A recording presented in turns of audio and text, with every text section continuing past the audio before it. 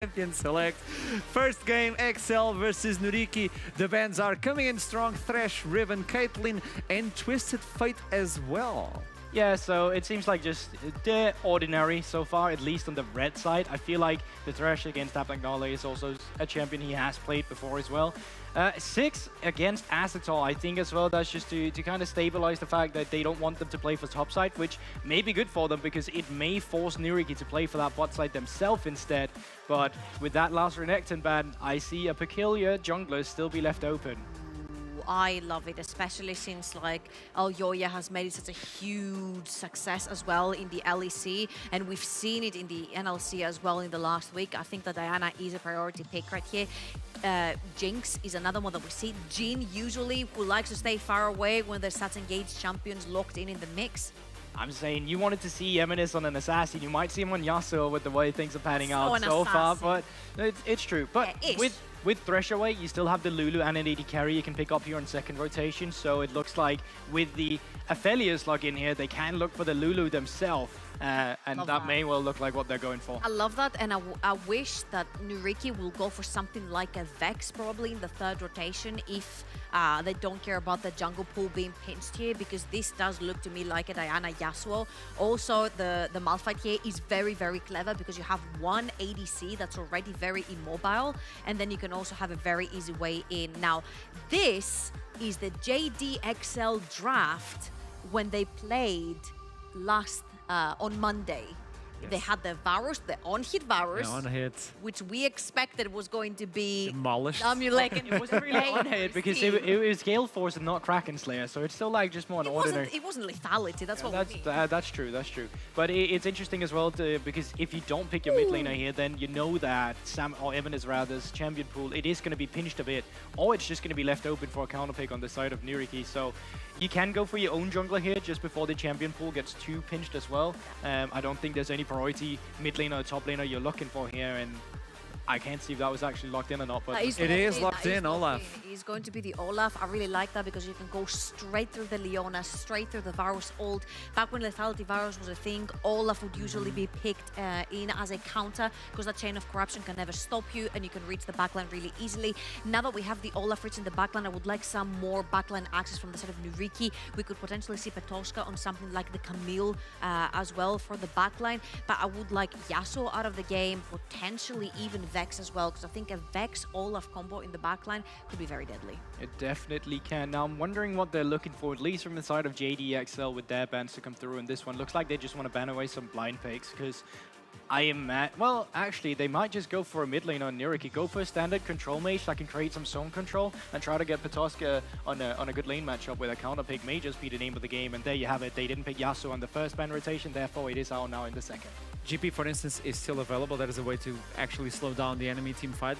For instance, XL taking the GP for the top lane.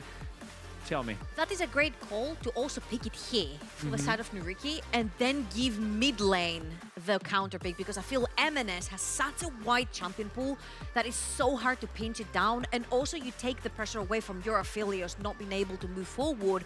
Plus, JDXL have an immobile carry off themselves, so you keep the Varus out of the fight and you can deal with a Diana plus whoever else is diving on the other side. Now I'm thinking maybe we could see a Yone here dives really well in the backline with a Diana. Oh, please the do assassin. that. Oh, it's blind pick. How can you do this? Okay, that is... the Rumble Monday, the Z today. You can call it Prophet Trouble. But I was going to say, you know what? Having double AP is not really that bad. I actually expected him to hover back and control mages, to be fully honest with you. Because he's blind picking, right? Makes sense. So there's room now from the side of AO to really punish a set pick like this, but you know, that's confidence to come through. Need another AP? And then Vladimir on the top side instead into the GP, which is actually a good matchup, or a neutralizing matchup rather, from the Vladimir where you just get free scaling. So yeah, there you have it. So this is the last one. What? Tell me, Trouble. Well, you have to play something that hard harasses Zed in the mid lane, right? Something that has a lot of mobility. Not allow him to Vex lane. does pretty good into that. Lissandra is even better here. I feel like this Aphelios has so much peeling around him. The Olaf diving into the backline together with the Gangplank ult, all of the barrels laid out in front of him. Now you have the Lissandra. Whoever dives in will have to either have cleanse or purchase a QSS, which means you either lose an offensive combat summoner or you have to spend 1 point something. I don't remember, 1.3? Yeah, but the thing is, I have to already highlight this early game from the Olaf. It has to come through into some counter jungling on the Diana, because now you have a range into melee matchup in the mid lane you should have priority to play around with. If you don't shut down this Diana with the early brawling potential of Olaf, this game might become a little bit difficult. So I'm hoping NYYRIKKI will try and excel at their chances in the early game. NYYRIKKI with GP, Lissandra, and Olaf. What a good time to play as an AD carry. What do you say to that, Viper and Henning? Hello. Hello. I mean, that draft was pretty crazy. There's a lot of stuff going on there. We got a Zed, we got Lissandra, we got Olaf. There's a lot to like. Henning, what are you thinking about this? I mean, this was a really fun draft to watch. I'm just a little bit disappointed that they that NYYRIKKI did not throw the real curveball and throw the Lulu in the mid lane. Just like hard countering the Zed and not being able to do anything there. But Lissandra is a very good matchup as well. So this Zed pick might get pretty hard countered. It might not do all the work, but we know how good Ebenez is. So if he's on form today on this Zed pickup, it's going to be pretty unplayable for NYYRIKKI. But we're rolling on to the Rift for the first time this evening. NYYRIKKI on the red side versus JDXL on the blue. Henning, do you have any predictions for us going into this one? I think a lot of this is going to come down to Desideret early on. He's got some good winning lanes with a lot that should have the early pressure pretty much across the board. And he's playing Olaf, like the early game invading, go fight, go clear the jungle really quick, go make things happen jungler. So I want to see Desideret, or however his name is pronounced. I think he said it yesterday in an interview, I just can't remember what it was. I want to see him make things happen early on, and he's got all the tools to do so. As you mentioned, and as Gulba mentioned on desk as well, this jungle matchup is going to be pivotal. I'm really excited to see how proactive the Olaf's going to be, how Dan will respond to it, and if the lanes are actually going to interact in the way we expect, because suddenly if Aero doesn't have priority mid, if top lane doesn't necessarily go the way that we want it to, then suddenly the Olaf's not going to be able to invade, and then things might get a little bit difficult. But junglers starting on opposite sides of the map, it would appear. So we're in for quite an interesting early couple of minutes. Yeah, for sure. And this Diana has been such a popular first pick here across the NLC. It's pretty much been first picked like in most of the games that I've been watching, or at least in quite a few of them. So I would not be surprised at all if these talented and smart players and coaches have figured out, okay, it's going to be really valuable if we can find a counter to this Diana. So when it gets first picked, we can have something prepared. I'm not sure if it is going to be the Olaf, how strong of a matchup that's actually going to be. I think we're about to find out in this game. But I do like that they've seen something that's really popular and then try to counter it. Then the top side, Petoska, not afraid to get involved with cries early on. We saw the Vladimir on Monday, of course, in the mid lane rather than in the top side, and it really took off and caused issues. Level 2 though in the bot lane, that's the go button for the action. Abagnale's already been ignited. Kickers in the back line trying to cause some trouble, gets the stun down and forces the flash away from Lulu, who goes low but doesn't die. Azator trying to return that damage. Of course, Azator, they talked about it in the pre-show. This guy is insane numbers for someone who just can't win games. Yeah, for sure. And I think one of the old pieces of wisdom that I've heard about League of Legends and playing AD carry is that nothing is as easy as looking good playing AD carry on a winning team. But looking good playing AD carry on a losing team, that's definitely something. So Azator should be a key player here onto this Aphelios. Not the easiest game to be playing AD carry though. Diana said, Leona. It's gonna be a rough one for him, but if he gets I mean, I think he needs to get going. I think he needs to get some attention early on, maybe some TPs, because you do have the double TP on your side, of course, or jungle pressure early on towards the bottom side. Try to get him going, because it's a tough game to play AD carry in otherwise.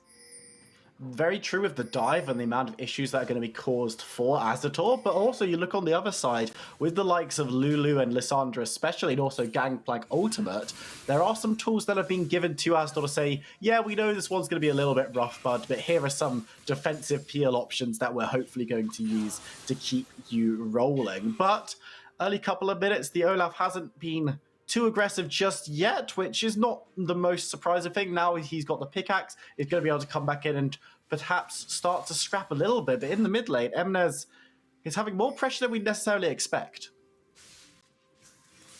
Yeah, looks to be getting pushed in right here. Pushing in the lane right here. Got some decent CS. Looks to be running, I think, yeah, that is the first strike together with a minion dematerializer. So that's probably the said tech at the moment, trying to clear those waves just a little bit quicker. And with a level 5 right now, I think he is just waiting to get that ultimate and then perhaps go for an all-in. It's going to be hard to do so in mid lane though, because of course you know when Deathmark's going to be popping, when all that burst damage is going to come in. So if you have ultimate as Lissandra, you can just pop your ulti on yourself and then you're going to be very much fine in that situation. So it is an old school said counter top lane though. Patoska's taking a beating from Crazy. Yeah, not having a good time at all. Is going to have to back away, grab an orange, and go back to base. You can already see Dan was moving up, thinking about it, but with the respect being shown by NYYRIKKI's top laner, it's all about going back and resetting. MNS still level 5, and that is very interesting to note because, of course, Zed wants to be going in for that big combination. Lissandra could completely shut that down if Aero's on form. Do you think Zed might want to just go somewhere else to try and get something going when he hits level 6? Yeah, for sure. I think that's what he should be looking for, making a play together with Dan, perhaps, or even get the roam from Kikis and try to make something happen together. Diving the top lane could be an option. GP is sort of squishy and easy to kill early if you are diving him with a set of Vladimir. Vladimir can also drop the tower aggro, so that's something that they could look for. But you also have to say that another reason that Lissandra is so good in this matchup is, yes, Zed wants to roam, but as soon as he leaves the lane, Lissandra kills the wave in like 2 seconds.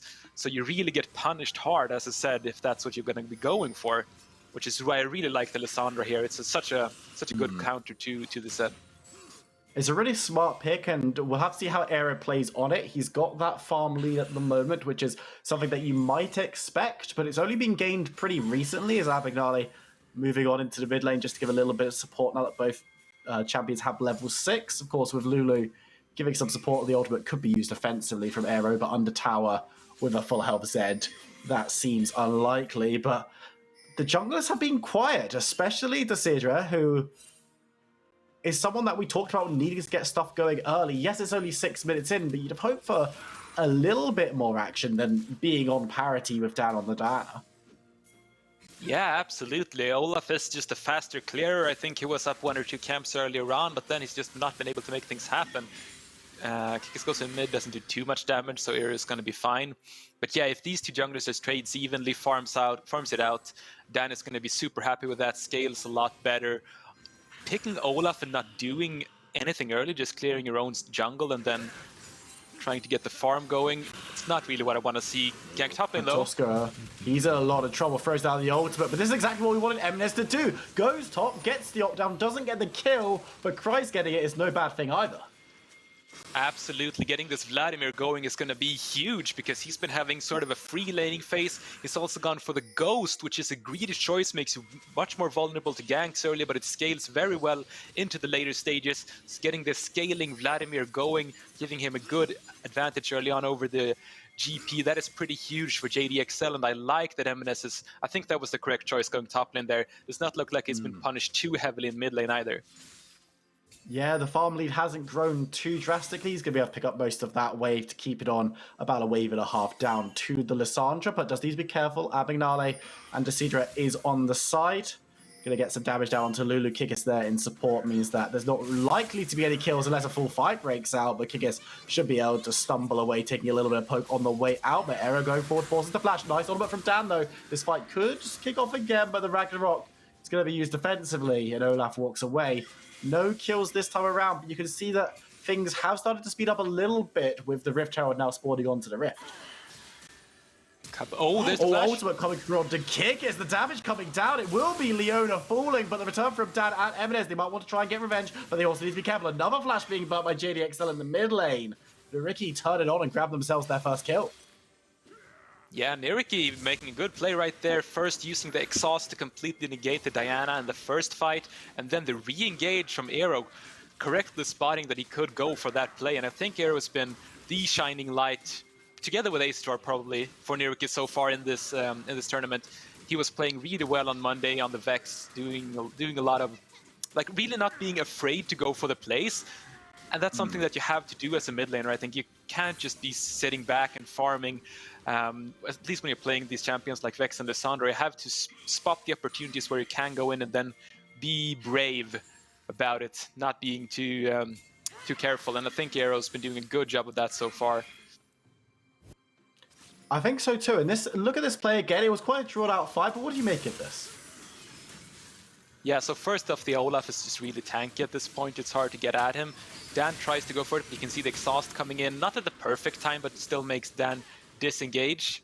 And here you can see Olaf is at half HP, Kix is half HP, and then Kix walks up really far, while Eminez is at the tower. So the wave was pushing in, so Eminez went to pick that up. And then I just think that JDXL were not on the same page. Eminez should have said that, hey, I'm going to go back to tower. Oh, here we go, though.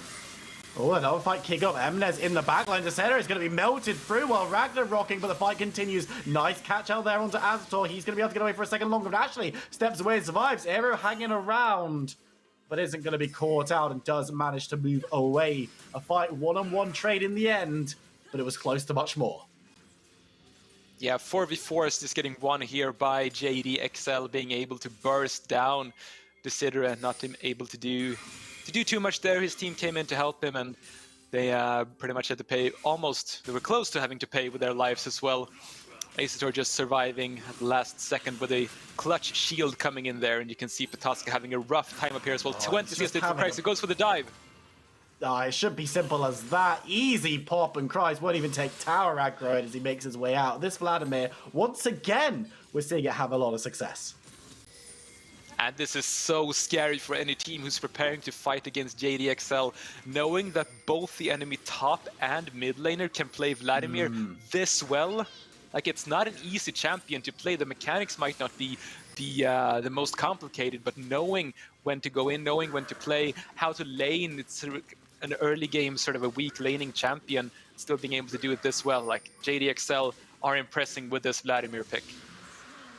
Absolutely true, and when you can flex around a pick that isn't the most common, you're going to cause people to have to think, I'm going to have to deal with this, I'm going to have to think about this possibility. Chemfog we're going to see across the rift this time around means that we're going to have a bit of an interesting one. NYYRIKKI with those two dragons could set themselves up a win condition in 10 minutes time if they can keep up with the pace, but JDXL, comfortable gold lead at the 10-minute mark, looking to make it difficult for those dragons to be secured. It is a pretty good gold lead for JDXL. Early Cloud, like one Cloud, one Mountain at this point doesn't actually do that much for NYYRIKKI. What it does do is, of course, bring them closer to that, to the potential Chemtech soul. So yeah, they've got that opportunity, but I do like JDXL's position a lot more at this point, especially this Vladimir. Look at this, Patoska being forced to use the wave, the ulti just to clear the wave, and that's almost a 30 CS lead for Kreis. It just feels bad when you see a Gangplank ult used directly on top of him to clear out a wave, and NYYRIKKI just needing to calm things down a little bit, especially in that top side. But again, the fact that the jungle, the Sidra, didn't really get all that much done in the early stages. He has got Rift Herald now, so could look to invest some of that gold into one of these lanes, and hanging around mid lane for now. There's being on that Zed, going to be dropping that one down, no CC available, and Kikis walking in. It's going to be able to take out those Rift Herald as soon as it charges, but I think the charge will pop off and some gold will be put into members. But in the top side, we've seen this one before. Patoska, buddy, there's just no way, but Dan will have to flash to survive. Not sure exactly what happened there. It looks like JDXL might have misplayed it a little bit. Kreis not tanking it up. Oh, all in mid lane. Ooh. Aero going to ult away from a lot of the damage, but it's not going to be enough as Eminez gets the cut down and the kill. The assassination is complete. And Eminence just looks at the items in the mid lane, having completed both his mythic item and then getting another serrated Dirk while there's not even one item onto Aero. Dive top lane though, yeah, it looks like it was properly played by JDXL there. Christ tanking it up, then pooling to dodge the tower aggro, then forced to use the flash, but shutting down Patoska, giving Christ an even bigger advantage here is definitely worth it. And this Vladimir is just going to be so hard to deal with for an Aphelios, a Lulu. Christ is going to be a monster this game, that's my prediction.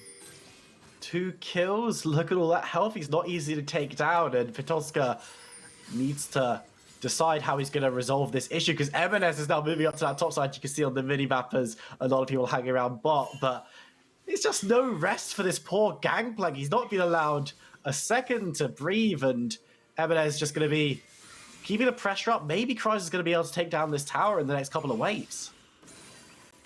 Yeah, that tower is low. I think that's 4 plates have gone over to this Vladimir. Also, the Zed not really getting punished too hard for these roams. I talked about how Lissandra can push the wave really quickly and punish the Zed, but he's been roaming quite a bit and is still ahead in CS in the mid lane. So this just goes to show that JDXL, they know what they're doing. They are in the right place at the right time. You can see Dan actually rotating towards the mid lane to pick up the wave when Eminence was top lane and counter jungling. So they have good team coordination on the map, a strong knowledge of the macro game, and they're just getting... I mean, they're punishing NYYRIKKI over and over here. 5k gold lead.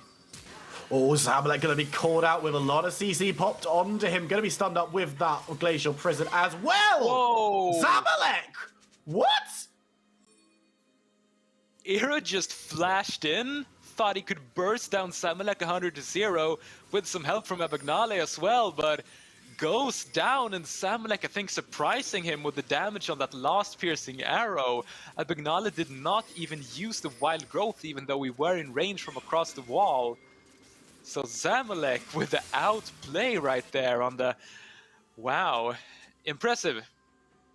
I mean, I'm shocked. I have no idea where all that damage came from. Zamalek, up to that point, hadn't done anything but farm this game. Turns up one-shots arrow when he's got support, and now the game is looking a little bit brighter for him. Rift Tower going to be dropped in the mid lane. Second of the game this time, it's JDXL, and Kryze continues to play on the top side. Observers, if we could just have a little gold toggle, if at all possible. I just want to see what's going on that top lane when it comes to gold. Oh my goodness, 2,500 gold for Vladimir. JDXL starting to run away with this one a little bit. That is pretty insane. Not that far away from having double gold. And this matchup, wow, Kryze is huge at this point. Having taken down that tower in the top lane as well, he now has free reign to roam both in the enemy jungle to steal away those camps, or roaming down to mid lane to pick up those waves, which allows his team to go towards the bottom side. I mean, that's how your fancy feet. He's going to get a little bit of damage down onto Olaf, but it's not going to be enough to secure the kill. We're going to see the wild growth to make sure that the death mark doesn't pop him. But the dragon will be secured by JDXL, sneaking it from under their noses. A kill for a dragon. It's probably worthwhile. Probably worthwhile from JDXL. Not 100% sure about the play from NYYRIKKI. I think when you're this far behind, you have to make risky play. And trying to go for some sort of a 50-50 flip to maybe secure a third dragon to get that, to get so close to that Chemtech soul could perhaps have been the play there. I think desperate times call for desperate measures, and trying to go for some sort of a big dragon fight, even though you are behind, might be what NYYRIKKI had to do there, but they did not, and that means that a potential dragon soul strong point is going to be quite far away. Yeah, it's been pushed back by another 5 minutes at minimum, and Kryze just finishing the work that Eminence started on that bot side. Baron hasn't even spawned yet, going to be up in 2.5 minutes as NYYRIKKI move bodies towards the top side. Patoska called for help. The beacons are lit, but only Olaf has answered the call just yet. Kicker's hanging around in that Chemtech fog, and it's pretty rough for NYYRIKKI right now, just because of the dragon creating this uncertainty in the jungle. It's giving the likes of Kikis, the likes of Dan, the opportunity just to wander in and create threat without them even knowing.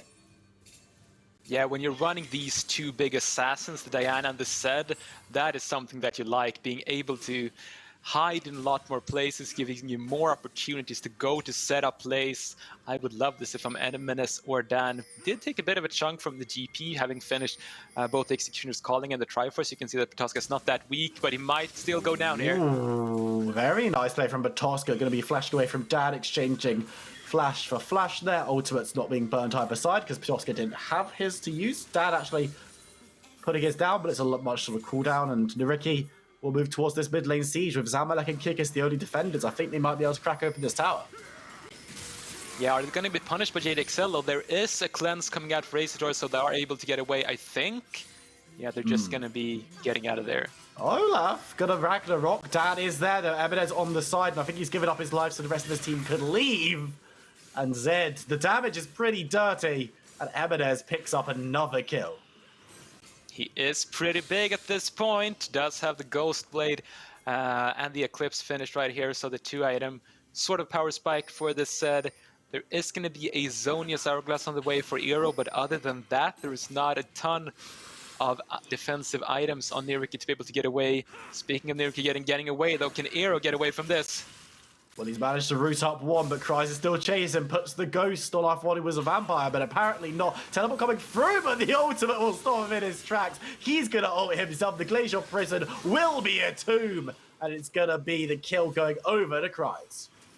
Very optimistic play there from Eero. Not sure if it's worth trading the TP for the Leona ulti. Actually, I'm pretty sure it's not worth it.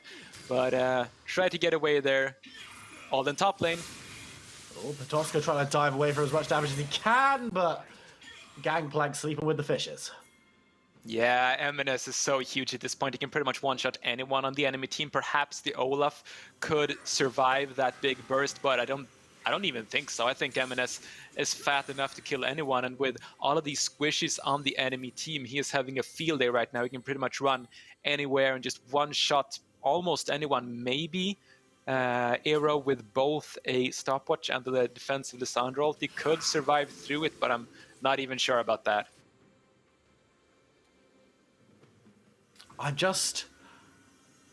It's looking harder and harder for NYYRIKKI to get back into this one.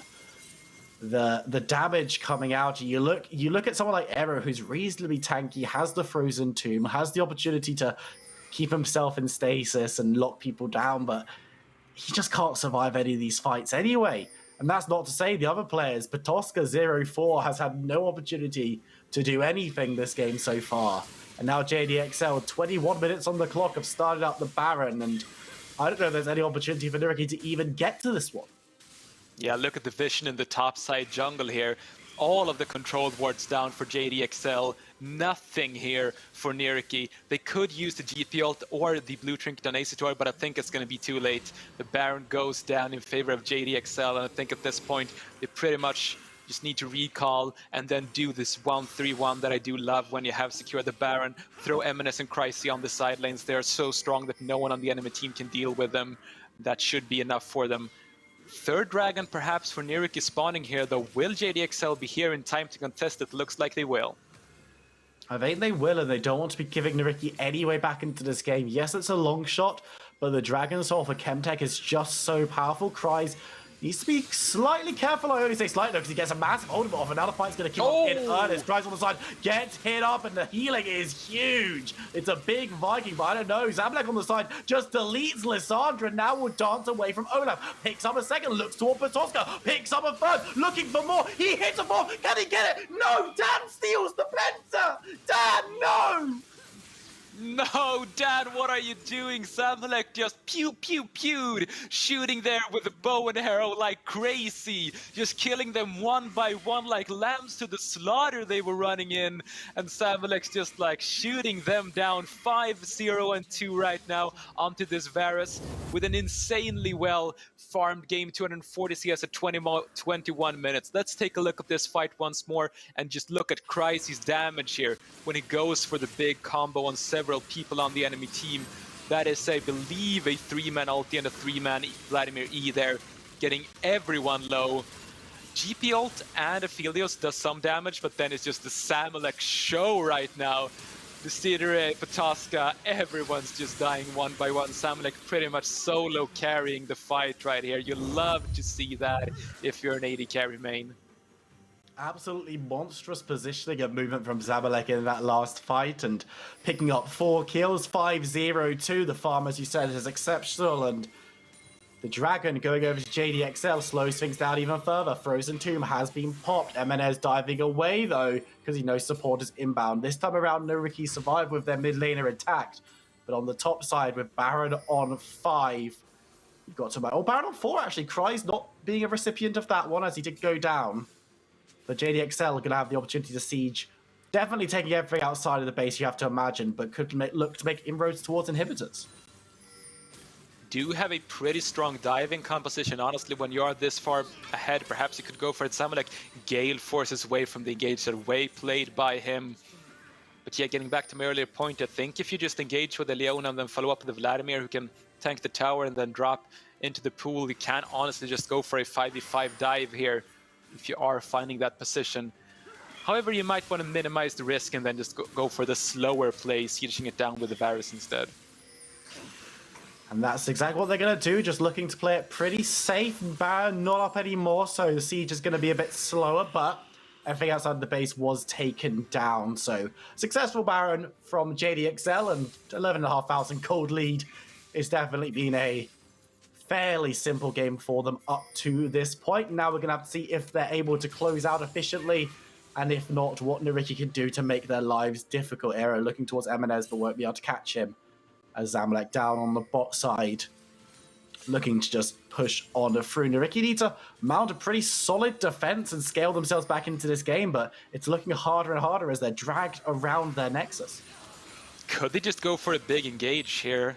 Eminence is not here if they want to go with a Lissandra E engage perhaps, but it is still really hard to find it. I think that's the hope for NYYRIKKI. Catch someone out of position now. Dive coming in here. Podolska takes a big chunk, will be able to heal through and survive, but Emenez, he's a real threat, he's a real menace on the other side, and JDXL don't need to give him that much support because he's got so much self-peel, he can just try and get an assassination, 3/4 health of the top laner, and then wander away. Yeah, and with the ulti being in such a short cooldown, you can see now it's 1/3 of the cooldown gone already, so he's going to be able to do that quite soon already. JDXL are going to go for a recall here, though, so NYYRIKKI actually being able to defend their base quite well, and I'm not sure of how strong set of a place there it was for JDXL, because I think with the position that they had with the Baron, they could have gone for a big dive, they could have gone for a 1-3-1 split push, they could even go for the siege together as 5, but now they kind of did a little bit of all 3, not really going for really committing to any of those plays and not actually able to break the base there. NYYRIKKI defending well, JDXL perhaps a bit too cautious there. Caution isn't always a bad thing, though. JDXL haven't put themselves out of the game or given NYYRIKKI much opportunity to get back into this one with their kind of split decision making. That being said, Baron is up in 45 seconds. Dragon is up simultaneously, so could be a simple trade, it could be JDXL trying to take both, or it could be a different play entirely.